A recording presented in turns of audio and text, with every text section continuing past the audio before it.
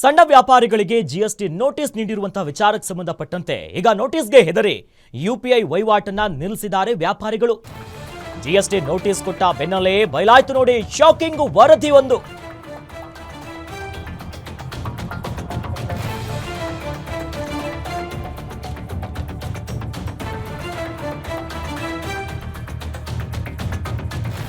SBI ನಡೆಸಿದ ಸಂಶೋಧನಾ ವರದಿಯಲ್ಲಿ ಸ್ಫೋಟಕ ಅಂಶಗಳು ಬಯಲಾಗಿದೆ.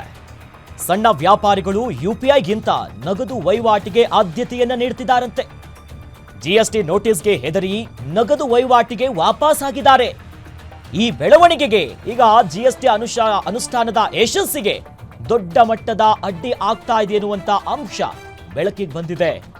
ನಗದು ವಹಿವಾಟು ಹೆಚ್ಚಾದ್ರೆ ತೆರಿಗೆ ವಂಚನೆ ತಡೆಯೋದು ಬಹಳ ಕಷ್ಟ ಆಗತ್ತಂತೆ.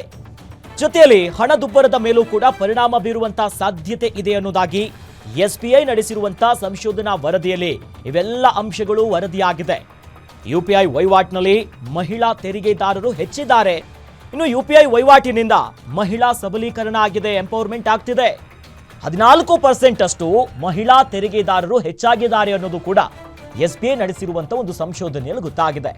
ಹೀಗಾಗಿ ಯುಪಿಐ ಸವಾಸ ಬೇಡ, ಇದರಿಂದ ಎಲ್ಲಾದ್ರೂ ಮತ್ತೆ ಜಿಎಸ್ಟಿ ಟ್ಯಾಕ್ಸಿನ ಸಮಸ್ಯೆ ಅನ್ನುವಂತ ಸಮಸ್ಯೆ ಇದೆ. ಹಾಗಾದ್ರೆ ಈ ಎಸ್ಬಿಐ ವರದಿಯಲ್ಲಿ ಏನಿದೆ ಅನ್ನೋದನ್ನ ನೋಡ್ತಾ ಹೋಗೋದಾದ್ರೆ, ಈ ಜಿಎಸ್ಟಿ ನೋಟಿಸ್ ಇಂದ ಸಣ್ಣ ವ್ಯಾಪಾರಿಗಳು ಬಹಳಷ್ಟು ಭಯ ಪಟ್ಕೊಂಡಿದ್ದಾರೆ. ಮತ್ತೊಂದ್ ಕಡೆ ನಗದು ವಹಿವಾಟು ಮಾಡಿಸೋದಕ್ಕೀಗ ಮುಂದಾಗ್ತಿದ್ದಾರೆ. ತೆರಿಗೆ ವಂಚನೆಯನ್ನ ತಡೆಯೋದೀಗ ಕಷ್ಟ ಆಗುತ್ತೆ. ಮೊದಲೆಲ್ಲ ಪಕ್ಕಾ ಟ್ರಾನ್ಸಾಕ್ಷನ್ ಸಿಗುತ್ತೆ ಯುಪಿಐ ಮೂಲಕ, ಆದ್ರೆ ಇದರಿಂದ ಹಣದುಬ್ಬರದ ಮೇಲೆ ಪರಿಣಾಮ ಆಗುತ್ತೆ, ಸಮಸ್ಯೆ ಕಾಡೋದಿಲ್ಲಿ. ಯುಪಿಐ ವಹಿವಾಟಿನಲ್ಲಿ ಮಹಿಳಾ ತೆರಿಗೆದಾರರು ಹೆಚ್ಚಿದ್ದಾರೆ. ಅದು ಕೂಡ ಒಂದು ರೀತಿಯಾಗಿ ಮಹಿಳಾ ಸಬಲೀಕರಣ ಆಗ್ತಿದೆ. ಬಟ್ ಸಮಸ್ಯೆ ಕಾಡೋದು ಎಲ್ಲಿಯಪ್ಪ ಅಂತಂದ್ರೆ, ಇದರಿಂದ ದೇಶದಾದ್ಯಂತ 1.52 ಕೋಟಿ ಸಕ್ರಿಯ ಜಿಎಸ್ಟಿ ನೋಂದಣಿ ಆಗಿದೆ. ಈಗ ವಾಪಸ್ ನಾವು ನಗದತ್ತ ಹೋಗ್ತೀವಿ, ಬೇಡಪ್ಪ ಈ ಯುಪಿಐ ಸಮಸ್ಯೆಗಳು ಅನ್ನೋದಾಗಿ ಇದರಿಂದಾನೇ ಹೊಡೆತ ಬೀಳುತ್ತೆ. ಜಿಎಸ್ಟಿ ನೋಟಿಸ್ಗೆ ಸಣ್ಣ ವ್ಯಾಪಾರಿಗಳು ಈಗಾಗಲೇ ಬೆಚ್ಚಿ ಬಿದ್ದಿದ್ದಾರೆ. ಅಷ್ಟೆಲ್ಲ ಹಣ ಇದ್ದಿದ್ರೆ ಇವರು ಟ್ಯಾಕ್ಸ್ ನೋಟಿಸ್ ಕಳಿಸಿದಾರಲ್ಲ, 50 ಲಕ್ಷ 45 ಲಕ್ಷ, ಇಷ್ಟ ಹಣ ಇದ್ದಿದ್ರೆ ನಾವ್ಯಾಕೆ ಹೂ ಮಾರ್ತಿದ್ವಿ, ಹಣ್ಣು ಮಾರ್ತಿದ್ವಿ, ತರಕಾರಿ ಮಾರ್ತಿದ್ವಿ ಅನ್ನೋದಾಗ ಪ್ರಶ್ನೆ ಮಾಡಿದ್ರು. ಮತ್ತೊಂದು ಕಡೆ ಯಾವಾಗ ಈಗಾಗಲೇ ಯುಪಿಐ ಟ್ರಾನ್ಸಾಕ್ಷನ್ ಬೇಡ, ವಾಪಸ್ ಹಣದ ಮೂಲಕವಾಗಿಯೇ ನಗದು ವಹಿವಾಟನ್ನು ನಾವು ಮಾಡ್ತೀವಿ ಅನ್ನೋದ್ರಿಂದ ಎಲ್ಲಾದರೂ ಅವ್ಯವಹಾರಗಳಾದಂಥ ಸಂದರ್ಭದಲ್ಲಿ ತೆರಿಗೆ ವಂಚನೆಯ ಪ್ರಕರಣಗಳು ಜಾಸ್ತಿ ಆಗುತ್ತೆ. ಡಿಟೇಲ್ ಆಗಿ ಆ ಸಂದರ್ಭದಲ್ಲಿ ಎಲ್ಲ ಲೆಕ್ಕಗಳು ಸಿಗೋದಿಲ್ಲ. ಮತ್ತೊಂದು ಕಡೆಯಲ್ಲಿ ಈಗ ಯುಪಿಐಯಿಂದ ಮಹಿಳಾ ಸಬಲೀಕರಣ ಆಗ್ತಿದೆ. ಅವರು ಕೂಡ ಜಿಎಸ್ಟಿ ನೋಂದಣಿ ಮಾಡ್ಕೊಂತಿದ್ದಾರೆ. ವ್ಯಾಪಾರಸ್ಥರು ವಹಿವಾಟು ಯಾರ್ಯಾರು ಮಾಡ್ತಿದ್ದಾರಲ್ಲ ಆ ಸಂಖ್ಯೆ ಕೂಡ ಹೆಚ್ಚಿದೆ. ಬಟ್ ಇದು ಹೊಡೆತ ಬೀಳುತ್ತೆ. ಈ ನಿಟ್ಟಿನಲ್ಲಿ ಸದ್ಯ ಎಲ್ಲರೂ ಕೂಡ ಹೆದರುತ್ತಿದ್ದಾರೆ ಜಿಎಸ್ಟಿಗೆ. ಇವೆಲ್ಲವೂ ಕೂಡ ಎಸ್ಬಿಐ ನಡೆಸಿರುವ ಅಂತೂ ಒಂದು ಸಂಶೋಧನಾ ವರದಿಯಲ್ಲಿ ಸ್ಫೋಟಕ ಅಂಶಗಳು ಈಗ ಬಯಲಾಗಿರೋದು.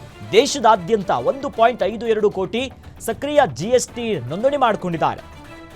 ಇದರಿಂದ ಹೊಡೆತ ಬೀಳೋದೇ ಈಗ ಸಣ್ಣ ವ್ಯಾಪಾರಿಗಳಿಗೆ. ಅವರೆಲ್ಲರೂ ಕೂಡ ಬೇಡ ಬೇಡ ಅಂತಿದ್ದಾರೆ. ನಗದು ವಹಿವಾಟಿನಿಂದ ಜಿಎಸ್ಟಿ ಅನುಷ್ಠಾನಕ್ಕೆ ಅಡ್ಡಿ ಆಗುತ್ತೆ, ನೋಂದಣಿ ಮಾಡ್ಕೊಳ್ಳೋದಕ್ಕೆ ಹಿಂದೇಟಾಗ್ತಿದ್ದಾರೆ.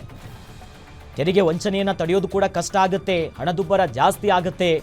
ಮಹಿಳಾ ತೆರಿಗೆದಾರರು ಈಗಾಗಲೇ ಹೆಚ್ಚಾಗ್ತಿದ್ದಾರೆ. ಬಟ್ ಇದರಿಂದ ಮತ್ತೆ ಕಡಿಮೆಯಾಗುವಂಥ ಸಾಧ್ಯತೆ ಕೂಡ ಇದೆ. ಸಕ್ರಿಯ ಇರುವಂಥ 1.52 ಕೋಟಿ ಜಿಎಸ್ಟಿ ನೋಂದಣಿ ಇನ್ನು ಮುಂದೆ ಜಾಸ್ತಿ ಆಗೋದಕ್ಕೂ ಕೂಡ ಈ ಜಿಎಸ್ಟಿಯ ಭಯ ಜನರನ್ನ ಕಾಡುತ್ತೆ. ಅದರಲ್ಲೂ ಕೂಡ ಸಣ್ಣ ವ್ಯಾಪಾರಿಗಳು, ಸಣ್ಣ ಪುಟ್ಟ ವಹಿವಾಟು ಮಾಡ್ಕೊಂಡಿರುವಂಥ ವರ್ತಕರಿಗೆ ಹೊಡೆತ ಬೀಳುತ್ತೆ, ಭಯ ಬೀಳ್ತಿದ್ದಾರೆ. ಒಂದು ಕಡೆ ಹೆಚ್ಚಾಗಿ ಜಾಗೃತಿ ಮೂಡಿಸಬೇಕು, ಅರಿವು ಮೂಡುವಂಥ ಕೆಲಸ ಆಗಬೇಕು. ಮತ್ತೊಂದು ಕಡೆ ನೋಟಿಸನ್ನು ಸರಿಯಾಗಿ ಕೊಡಬೇಕು. ಒಂದೇ ಸಲ ಕೊಟ್ಟು ಬಿಟ್ಟರೆ ಎಲ್ಲಿಗೆ ಹೋಗ್ತಾರೆ ಅವರು. ಹಾಗಾಗಿ ಅವ್ರಿಗೆ ಜಾಸ್ತಿ ಅರಿವು ಮೂಡಿಸಿ ಈ ರೀತಿಯಾಗಿ ಬರುತ್ತೆ. ಇಷ್ಟಕ್ಕಿಂತ ವಹಿವಾಟು ಮಾಡಿದರೆ ಈ ರೀತಿಯಾಗಿ ನೀವು ಟ್ಯಾಕ್ಸ್ ಕಟ್ಟಬೇಕಾಗಂತ ಅರಿವು ಮಾಡಿದಾಗಲೇ ಒಟ್ಟಿನಲ್ಲಿ ಅವ್ರಿಗೂ ಕೂಡ ಒಂದಿಷ್ಟು ಅರಿವಾಗುತ್ತೆ. ಒಟ್ಟಿನಲ್ಲಿ ಈಗ ಎಸ್ಬಿಐ ಮಾಡಿರುವಂಥ ಸಂಶೋಧನಾ ವರದಿ ಒಂದು ರೀತಿ ಶಾಕಿಂಗ್ ಆಗಿದೆ.